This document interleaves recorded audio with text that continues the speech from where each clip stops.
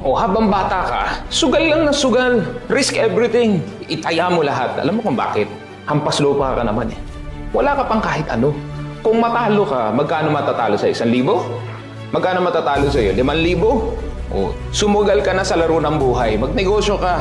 Risk everything. Kasi sa totoo, wala pa namang mawawala sa iyo. Ang dali-daling bawiin yan.